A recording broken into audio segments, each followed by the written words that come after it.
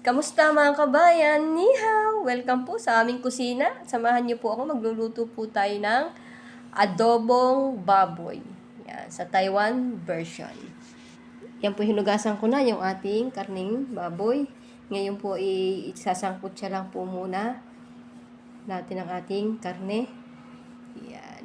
Iba po ang paraan. Nag-aadobo din po kami dito ng baka, pero hindi na po siya sinasangkot siya. Ito po yung sinasangkot siya para medyo matanggal yung langsa. Ang baka po kasi kapag niluto dito na adobo, ay sama-sama na sila. Hindi mo na siya kailangang isangkot siya.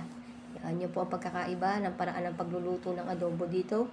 Adobong baka at adobong baboy. Ayan. Hayaan lang po natin na mag-golden brown. Hindi naman po sangkot siya na brown na brown. Yung okay na po siya ay pwede na po yun. Basta wala na po ba yung pula-pula ng kanyang ng laman ng karne. Ayan, halu-haluin lang natin at para maisunod na natin ang ating rekado. Makikita nyo po dito sa video na ito kung ano yung pagkakaiba ng adobong Pinas at adobong Taiwan. Kapag okay na po yung ating karneng baboy, ilagay na po natin yung ating luya. Yan. Depende po sa inyo kung gaano kalaking luya yung gusto nyong ilagay. Pero kami po is yung mga isang dangkal, hatiin ko po yun ng 3 o kaya is 2. Sangkot siya lang po natin ng kaunti hanggang sa maamoy nyo na po yung aroma ng luya. Pwede nyo na po siyang lagyan ng konti munang toyo.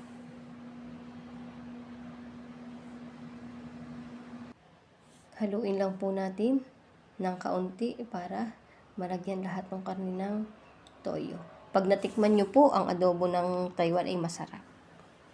Pag po ganyan na, ay pwede na po nating lagyan muna na ng kaunting tubig. Kaunti lang po muna, kapantay lang po muna ng kanyang karne.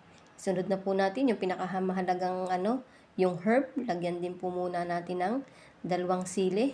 Lagyan natin ng 2 crystal sugar. Yan. Hayaan nyo lang po siya sa malaking apoy hanggang sa kumulo siya. Takpan po muna natin ng konti. At kapag po kumukulo na, ilalagay na po natin ang kasunod. Lalagyan po natin ng rice wine. Ayan, yan po ang pagkakaiba. Sa Pilipinas po ay suka ang nilalagay natin sa adobo. Dito po ang nilalagay po ay rice wine, pampatanggal ng kanyang lansa. At yan po itatakpan natin at hihintayin po natin malabog. Bali po, niluluto ko po ito ay pinakamatagal is 1.5 hours sa maliit na apoy. Yun po ang sekreto ng masarap na pagkain dito sa Taiwan o sa China na small fire para unti-unti yung luto. Yung po bang hindi nabibigla. Ayan, kita nyo po sa video, dinagdagan ko po ulit ng isang sili. At kapag ganyan na po, yan po yung iniintay natin na yung herb, yung lasa nung pagkain na niluluto natin ay pumasok na po dun sa karne ng baboy na niluluto natin. Yan, i-check po natin kung okay na ba siya. Hindi rin naman po maganda yung malabog na labog. Yung saktuhan lang po ay okay na. Ayan, kapag po ganyan na, meron na po tayong masarap na adobong baboy dito sa Taiwan. Thank you po Lord sa lahat ng blessing and thank you po sa nanonood ng aking video. Bukas po ulit. Salamat!